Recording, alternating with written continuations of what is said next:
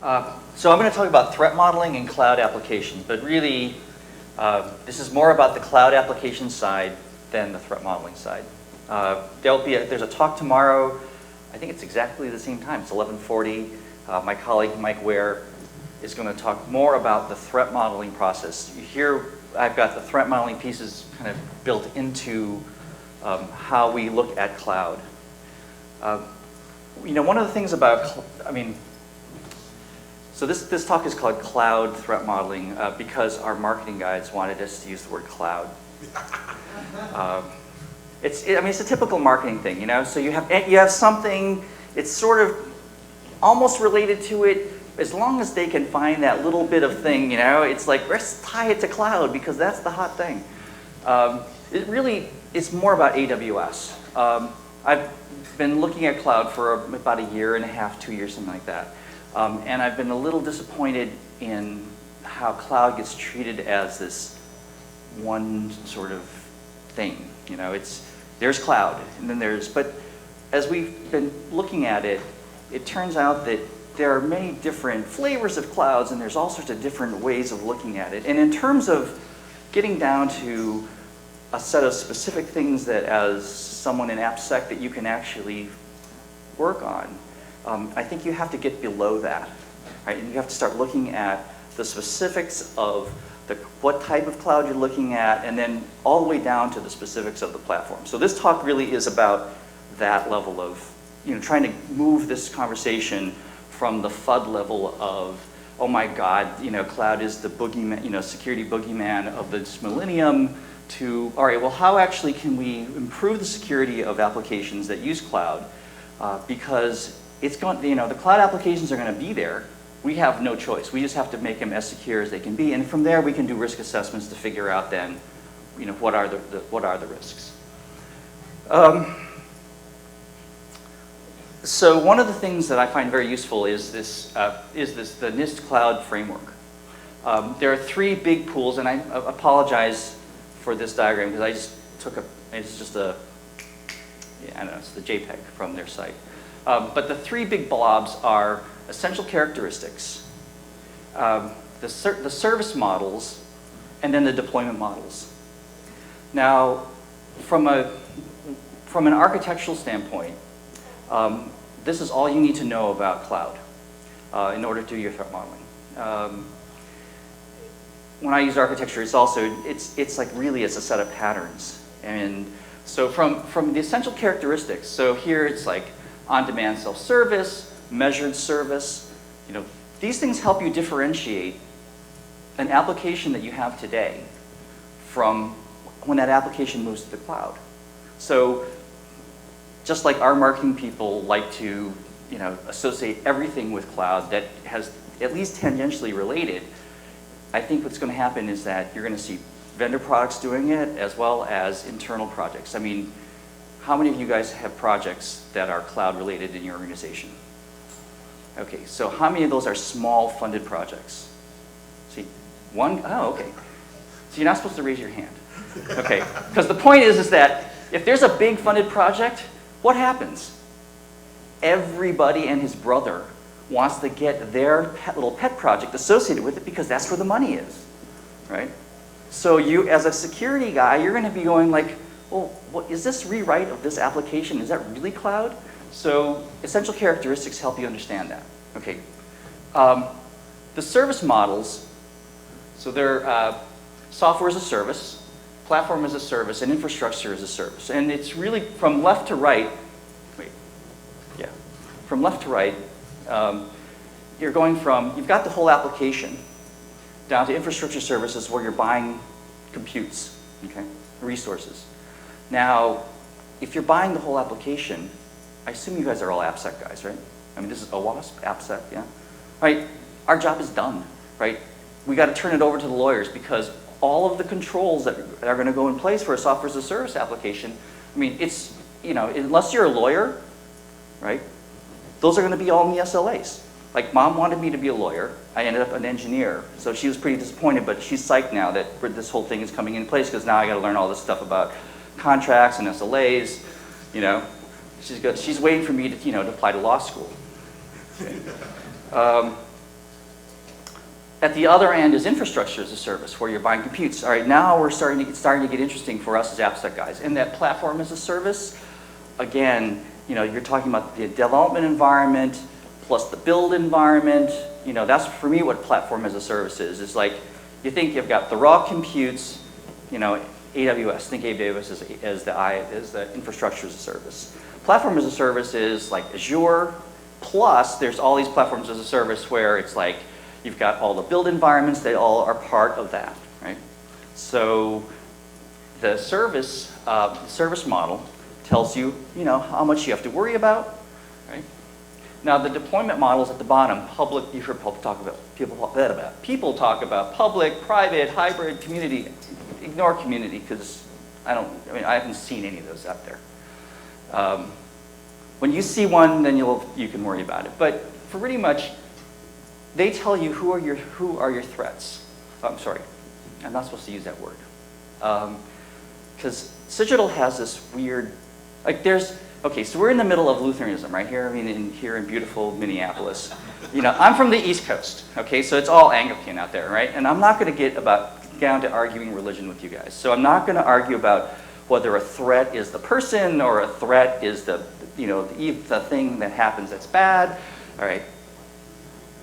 It's just not a useful debate, okay? And I'm going to lose, all right? But so I don't know how many of you guys know like the derivation of the term AJAX for and it's not the cleaner. I'm talking about the technology stuff, right? It used to be capital A, capital J, capital A, capital X, right? It was asynchronous JavaScript. What? Oh, and XML. Okay, so in current, I can't even remember what it is, because now it's just like AJAX.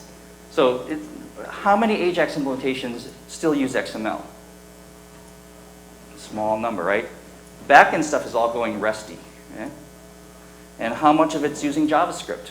Flash applications? They're different. They're different sort of client-side language options. So it went from this truly an acronym to just a word. So for me, the threat modeling thing is just a word. Okay, we're not going to talk about. I'll try to use the word attackers.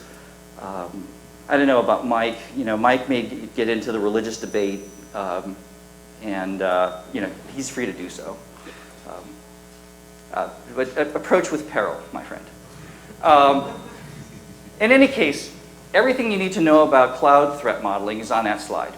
Okay, why? Because from an architectural standpoint, and this is one of the things that I think is pretty interesting about some of the work we're doing at Cigital, is we think about architecture as this abstraction of designs, where you can identify a set of components and relationship of components, and some of the side effects and the vulnerabilities and the inherent flaws in those sets of components. Like for us, OWASP, really the open, the web applications are one of those architectures. N-tier, thin client with a browser. You can see the OWASP top, the top 10, but all of the vulnerabilities are associated with those architectures. So when we look at larger systems where an application is one application in a series of cooperating applications, we can see, oh, this is an N-tier thin client, OWASP top 10, and all of those associated vulnerabilities get associated there.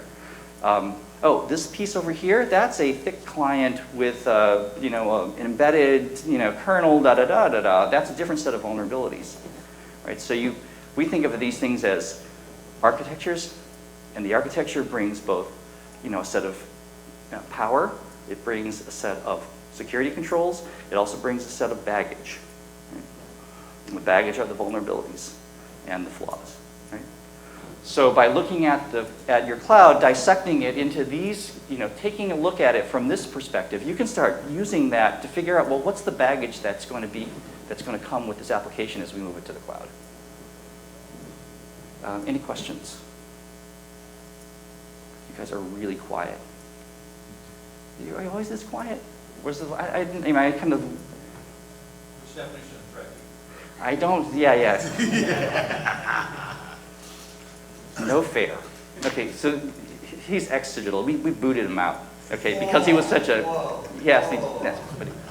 But anyway, Yeah, like I said, I'm trying to stay away from that whole thing. Like, don't ask me what God is or anything like that. I don't talk about this. Okay, so for us, cloud, the PaaS and IaaS are the most interesting. They are subtly different. When you start seeing applications that are built on a cloud architecture, I mean, think about it as like saying, oh, let's think of an application that's built on Windows versus one that's built on Linux versus something that's built on a mainframe. You know, those are fundamentally different architectures. There are subtle things that are different because the security controls are different. And we think that this notion of threat modeling, looking at it at this level at the design level as a set of components, is very useful and is a first order of understanding of what the problems are, and a very useful way of understanding the risks because they're at a high enough level that you can associate them back to actual risks. So I'm going to kind of go through the threat modeling basic stuff because I know Mike is going to do a much better job of it tomorrow. But in short, for us, a threat model is, there still is some debate around at Cigital, even to this day. So he may say something different, and that's your carte blanche, Mike, to like completely contradict me.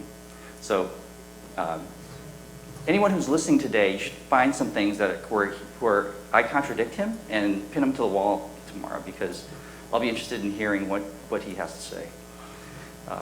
Anyway, so it's basically, you take a system, you look at it, how it's put together, you figure out the assets, the things that we're trying to protect, it's data or function, and then the security controls that are protecting those assets. That's what you start with. From there, you juxtapose that view of the system with the doomsday scenarios, the things that could go wrong from business side, and a list of potential attackers. You're looking at these two things, okay? And from there, you can kind of figure out a set of, like, what the hell can go wrong? This is Mike's slide. I'll let him discuss that tomorrow. And then that's just a picture. Just, you know. I don't know. The marketing guys, it's like, you gotta have pictures. So there is a process. So we talked about this diagramming the system structure. That's the first one. Identify the assets and controls, right? That's the first part, right? Here's the juxtaposition. You know, here's the enumerate doomsday scenarios and identify attackers. This little space in here is the juxtapose the two. And then from that, what will drop out of that is actually there's a set of misuse cases and abuse cases that are going to fall out of that. Right? Then there's iterate probably is up here because you're probably going to iterate to, well, yeah, 3 and 4 mostly, but you tend to, as you go through this and start digging into it, you start going, oh, I forgot about that thing. You know, I forgot about this little piece of data over here, or, you know, so you do iterate and you go forward. So any questions about threat modeling? I know that was a very quick thing, and Mike's going to spend a lot more time on it tomorrow. Cool. All right, so looking at AWS applications. We've been looking at a bunch. And the application this little sort of use case is one that's a generalization of several different applications across a different set of industries that we've looked at. Remember, we're looking for patterns because as a consulting firm, you know, our job is to go in there and get it done quickly. So we're looking for ways of making this run faster. And so that's why we look for patterns. So this is a hybrid infrastructure as a service threat model. So the deployment model is hybrid. So that's mixed data center and cloud and infrastructure as a service. Okay. So here's our use case. S3 storage is it's a big hunk of block storage. And who's using AWS here? Do we have any AWS? Oh, okay, excellent. So you guys are, oh, that's right, Will actually works for them. All right. Yeah, he's got that's true. He's got his tomatoes wound up. See, he wanted to be shortstop instead of playing in left field where Mike is, so he has a better throw, you know, home plate. Right? Okay, so S3, it's a great, I'm from Boston, right? So we're like Red Sox Nation, you know, we're totally into it. S3 is, large chunks of block storage, very cheap, well, relatively cheap, right? And so what we're seeing is that this use of S3 is very interesting from a business standpoint because especially where there are large chunks of data. So you can see, that medical images might be a large chunk of data. We see, large media files. We see it in terms of, game systems where there are large things, basically large chunks of, either they're images. Actually, it's really in a game system. It's a mixture of images and content that wants to get downloaded onto the client. Right. For the medical images things, I think that disaster recovery becomes a very interesting case for S3 because in disaster recovery, if I have large quantities of data, I have to have a DR site that has all that same data. It means I have to replicate the data over there. I have to buy all the storage, right? Now, who here buys storage? Anyone buy storage? No. Okay. All right. So do you think I buy, if I'm buying 100 terabytes of storage, let's say that's what I actually have to store. That means I have to have another 100 terabytes over in my DR site, okay? Now, do you think I buy, another terabyte at a time? No, I'm dealing with whomever my storage vendor is, and I'm buying large chunks of it. So I'm buying two chunks. Right? So the idea is if I can only buy one chunk using S3, then I can really reduce my overall capital outlay. I can turn some of my CapEx into OpEx, and that's, at the CIO level, that's the equation that's going on in their minds. Okay. So here's our primary, here's our DR site, right? So I don't have to pay for unused capacity. Okay, that's what they're thinking. Well, whether that's a fallacy or not, that'll be my next year's talk. Okay, but just think about how outsourcing went, right? Okay, so the idea then becomes, okay, well, let's not do this DR thing. Let's use S3 and let's put everything in S3 in the cloud. Let's put it in the cloud, right? And then we don't have to replicate it. Now, even if you even if you put it in the cloud is not this magical place. Okay? Does not provide. It provides some level of. I think Amazon especially provides some large number of nines of durability, but it doesn't provide availability with that same level of nines. I think it's 3 nines maybe. Okay, and if you were doing cloud stuff, I think it was was it this spring maybe? I can't remember when that data center went down, right? Pardon? April 21st. April 21st. Yeah, see, it seems like so long ago. I mean, it was but anyway, yeah, I mean, so it went down. Now, if you look at the people that bought a single availability zone, they were only in that data center, those guys were hosed, right? But if you look at the people that bought the multi-availability zone feature, only 2.5 of those customers were hosed by that data center going down. So you have to you still have to do something. There's no free lunch, okay? So again, you got to know your controls here. So for a DR, make sure you have multiple availability zones, okay? So now you're starting to see that this, again, my point is that you've got to understand the platform. What does it give you? What does it not provide you? Because it's all the same. There's no difference between programming and building systems in the cloud than building it in your own data center. It's just that they're doing some stuff for you. No magic, but know what you're buying. Okay. Now, that's kind of an infrastructural view of it. But for me, the more interesting view is from an application standpoint, what does this thing look like? So I'm going to go from a very simple. I'm going to assume this is a very simple web app, just for argument's sake. They aren't, but it's good enough to know for this, because when you start looking at this new app, I mean, we're talking about fundamentally something different. We don't have this DR thing to worry about. We have to worry about this component here actually has very different characteristics than this data store over here. The DR components over here, where the storage lives, that's a high availability kind of application, right? We've now switched application types because we don't have this ability to go to DR. I mean, we know that it's going to shift, but we have different availability constraints and requirements. So now know that you have this whole new app. So now we're going to diagram the system structure. This is a very simplified view of our original app. You can see here that from a threat modeling standpoint, we've done some trust zoning. Sort of that's kind of a that's a different. The app server, the host. We've done some threat. Here are our malicious network attacker, our malicious client. The security controls we have here. We have auth and auth through SiteMinder. We have the file system here. So part of the threat modeling process is to go through. If you went back and you were to read slides, it says, oh, go through, identify the assets and the controls.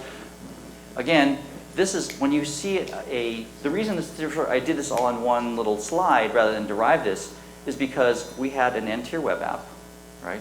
These are the canonical things that fall into place. You see, if you say I have an N-tier web app, you've got the app server, the host, some database on the back end. All of this kind of comes in. That's part of the baggage. Right? All right. So what does it do to our threat model? So we start there. So now we have this whole other thing, right? So we have the AWS piece up here. We have our storage. This is the S3 thing. This is everything that we were trying to do is move all that stuff from the file system out into S3. But you know what? It's not quite that simple. Right? We're going to have, there's got to be this little database here that's keeping track of all the stuff that's up here.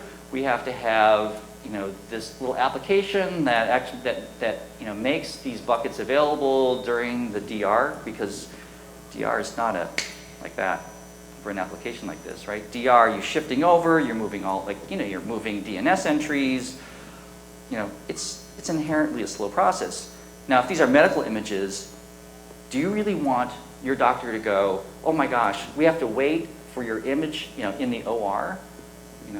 No, you want it to be, the guy wants the image, okay? You want him to have the image, okay? So you have to build all of this other stuff, right, in Amazon to make that stuff available during the DR process, okay? So now we've got more stuff to worry about. And so the new system, this system is going to affect AWS is going to affect the whole threat model. So we have the thing, I can't remember what we call this thing. It's like the threat traceability matrix. Yes? Awesome, okay. It's just I have little, I don't have little kids anymore, but when they were little, they used to come back and there was this who, what, when, where, how. I mean, they went through this phase. If you have kids, it must be around 6th or 6th grade maybe. They go through it. So it's who, what, when, where, how, right, why. I mean, it's like writing, it's writing about, it's books, it's the English stuff. And that's what the threat traceability matrix is. So you're going to fill this thing. It's basically you're going to fill in this sparse matrix, and you're going to fill it in as you go along in the threat modeling process. And there are things at different times, and so that in the background, that's what's driving all this. Is we're trying to fill this matrix in. Okay. So you can see up here too that with our external, we don't know who, but mostly they're external, but we know the how. Because we have a web app, we're going to have all of these things, right? We have all the OWASP ones that goes right into the matrix, and then we know because this is a public cloud. Remember, that was the deployment model. We know that we have it's a multi-tenant architecture, so we have those hows to worry about, right? Again, so that's why like I said, baggage. Once you start having these architectures, and you start seeing your systems as groupings of architectures, you can start filling in the matrix in big chunks. Okay, so where are the assets? We know we have the assets before, but here are the assets. We've got the S3 buckets, which have our data. We have this EBS volume now, which It's a little relational database that's keeping track of all the S3 buckets. We have this additional set of entry points here that says secure, right? This could be a web application too, but we have all these things to worry about. Now, those are the assets. What are the controls? See, now below we had, our enterprise identity and access management guy. I just use SiteMinder because I couldn't think of what the other ones were. But that's not going to work necessarily over here, right? So we're missing this piece here. Instead of having network zones here, Amazon has these things called security groups. So they're like firewalls, but they're a little different. They're actually a little bit more interesting than firewall rules. And we still have our traditional, we have our security groups. They have to be applied to each instance, and we have to worry about, we still have the standard database RBAC over here. So again, yeah. So security groups, it's like a firewall rule, except you actually create roles. There are groups of rules that are named, and when you launch an instance, you actually say, this instance has these security groups associated with it, which makes it very powerful because you can create sets of rules and launch instances with those different sets of rules. Right? So it's a little different, but they just look like firewall rules. So those are cool. So you need to know you have to do that for all of your machines. Now, the problem with security groups is because, especially as you go through development, you add machines, you're not quite sure. How many lines do you think, if you actually do EC2 describe, security groups, how many lines do you think you have in one of these files? 25, 50? No, like 200, right? So like firewall rules, management of them as your application gets hairy. It's also, you've got all of the old security group roles and stuff, all the experimental ones in there. You got to make sure you get rid of those. Okay? So management of security groups, you could probably use whatever tools you're using to manage firewall rules with. Integration with Enterprise Auth. Okay, so I think the previous speaker talked about this a little bit, but your choices are, I can make my LDAP available to the cloud, which is a good or a bad idea. It's a pretty rotten idea, okay? So what are you going to do, okay? People do it. Like I said, we've seen some of these things. They make the LDAP available, bad. They make copies of all the users. They rip, bad idea, okay? All right. So I'm not going to get into that whole set of bad ideas thing here, but for this we're going to say we're going to use SAML, okay? Just wave our hands and make this problem go away, because that's a whole nother talk, okay? So we're going to use SAML, and thank God there's support for it in AWS, okay? There's some other features in AWS that we're going to take advantage of as well. All right. But remember that SAML, that's for your auth here, okay? That's for the SSO here, and for the identity federation here, not necessarily. There's a whole bunch of other identities that are going to come into play. Okay. So now here we have this thing. Now, the nice thing, I think if you go back to essential characteristics, there was one thing called on-demand billing, right? You actually have to pay for this thing, right? Unlike CapEx, where you pay for it once and you get to use it, you got to pay for this by the drink. So you've got this site running up here, which is used during the DR process. When that thing's up and running, the cash register is going ka-ching, ka-ching, ka-ching, ka-ching. So your CFO is going to say what? Shut it down, right? When you don't need it.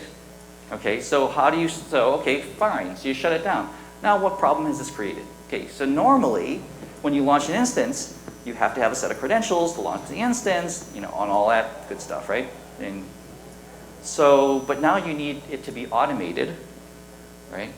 So now you have to put this EC2 key pair down here somewhere in your infrastructure. You've got to have a host that launches it, right? So now you have these credentials these EC2 credentials that you have to secure. EC2 credentials, there are, let me just make sure I know where I am. Okay, yeah. So, so they're required to, so you need to, you need AWS credentials to access anything in AWS. So you have that problem all over the place. One thing I want to say about the credentials, though, and you can read here, this is a slide, this is kind of taken from the AWS thing. There's like lots of different credentials, plus there's this whole IAM thing. The bottom line, though, is, or sort of, not the bottom line, but kind of the thing that is at the bottom of the slide is who pays for AWS in your organization. Going back to our essential characteristics, it's on-demand, there's this thing called on-demand self-service. And what does that really mean? What is it? Some architect wrote that, but what does that really mean? You pay for what you use. You pay for what you use. Actually, that's the payability. That's the billability thing. Anybody with a credit card can spend one up. Exactly. So what do you think happens in your organization? Random people spend up stuff. Exactly. Random people spin up stuff. So being able to control those credentials, right, is something. So not only do you have to worry about it from a secure, sort of traditional software security view of I got to protect this credential material. There's also this problem now of what are the credentials that we're going to allow in the organization? Who's going to have access to them that can spin up these instances for these particular things? So going back to that little picture, we're saying that there's a host there that's actually doing that. That actually might be a good thing because that might be your show point to be able to say, this place has those credentials. You can actually do credential mapping from your internal, internal identification ID system, saying, Joe can spin up these images, this other thing can spin up these other images, keeping those AWS credentials that actually have the billing associated with it, keeping those secure. So that actually might be a way of componentizing that and isolating that. So you've got that problem to solve when you have AWS in the mix.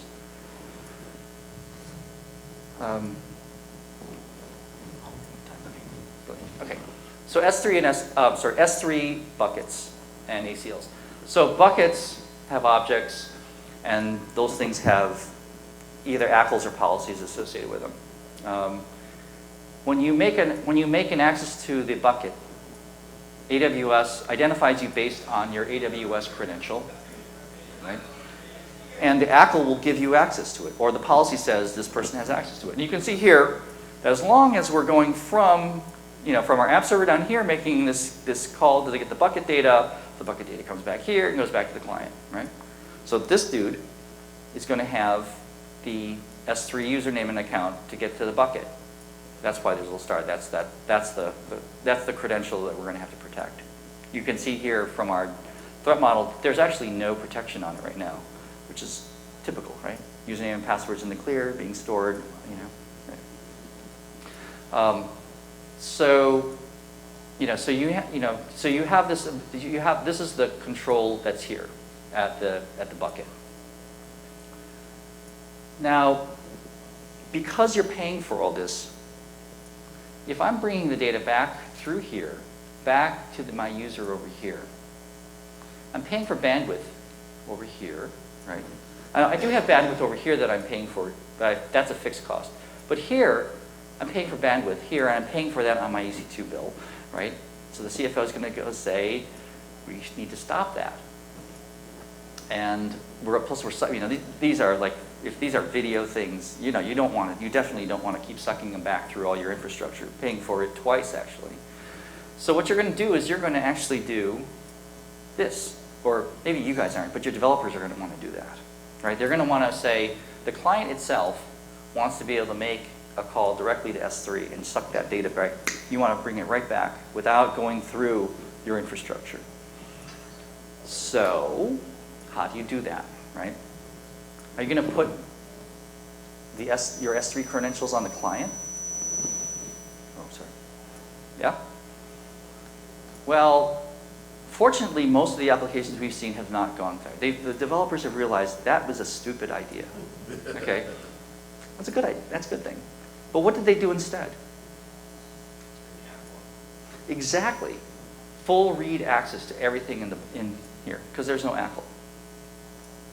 So it turns out that now they're coming. You're assessing this thing, and you go, okay, well, they're going to look at you when you say, well, you got to have an ACL there, and they're going to say, well, what should I do? Well, the nice thing is that AWS has a couple methods for doing this. One are if you have ACLs turned on, there's this thing called query string authentication where you actually can get a timed-based URL. If you're using the IAM features of AWS, you can also use this thing called get federation token. I think that's the URL. I think that's the API call. Again, it's a time-based token, which this guy gives it to the client, and the client can use it, and it's time-based. So rather than creating some of your own lame brain scheme to do it, you got to understand, if you know what the platform gives you, your guidance to the developer is so much better. So it's really well worth going through and spending the couple days reading through all of the friggin' AWS docs, building your little applications.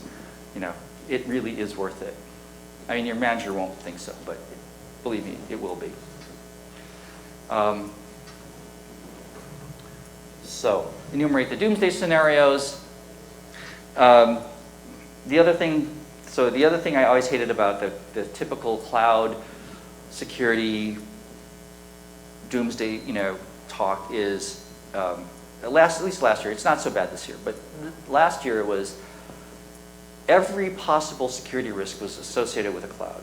I mean, so and it's really not. I mean, yes, those things do exist, but really what you want to start thinking about is what's unique to the cloud.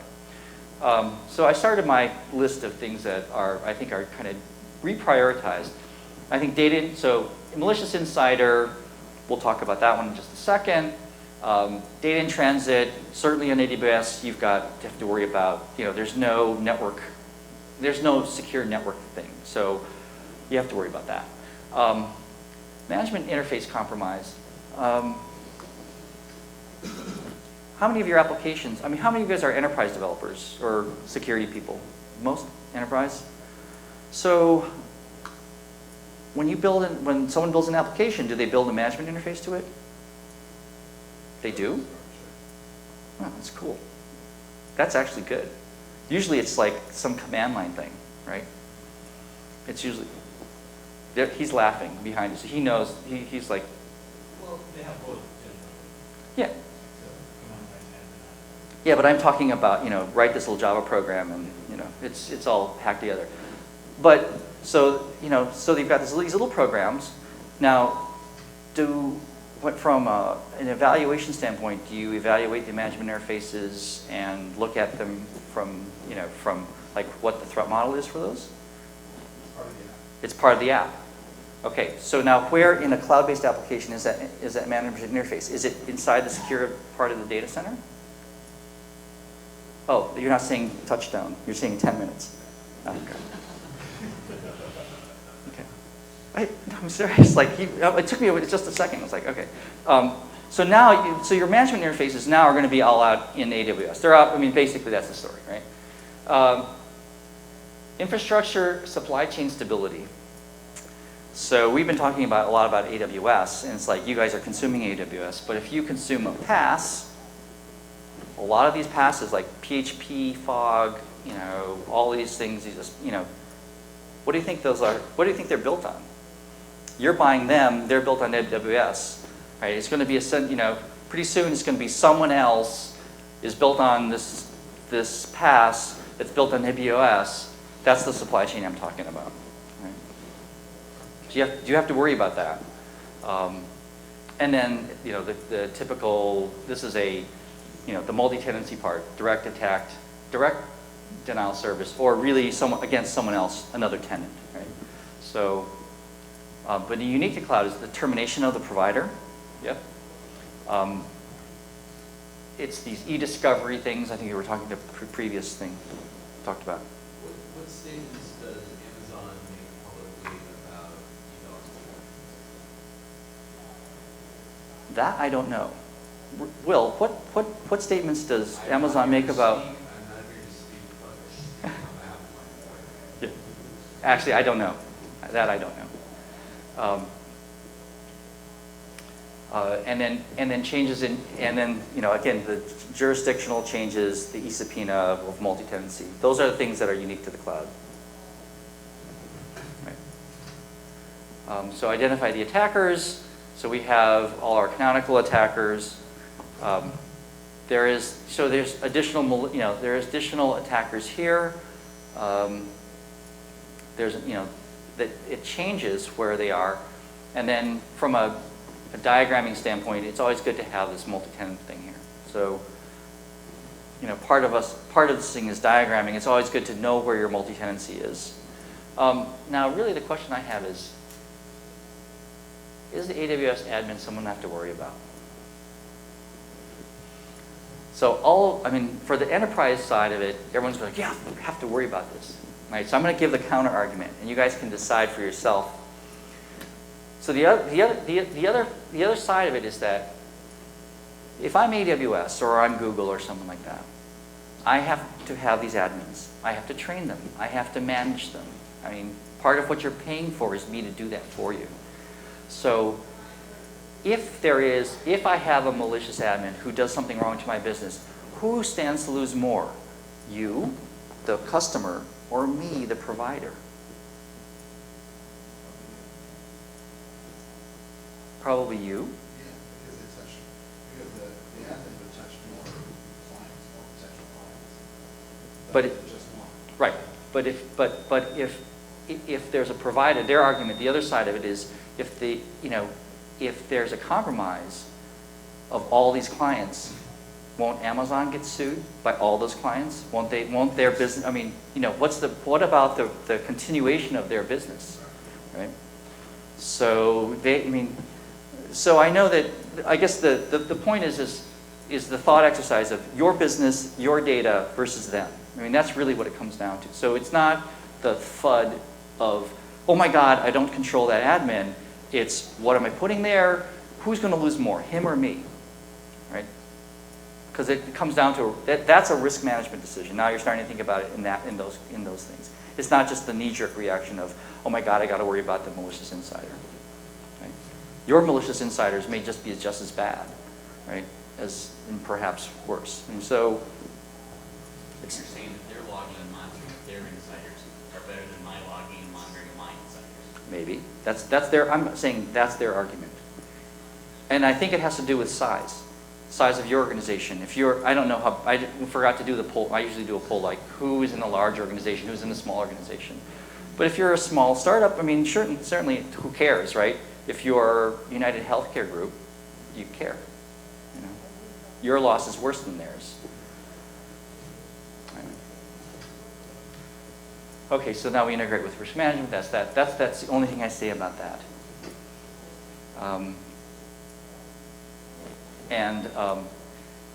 That's the only thing I say because that's a huge can of worms, and it's an area that I know nothing about.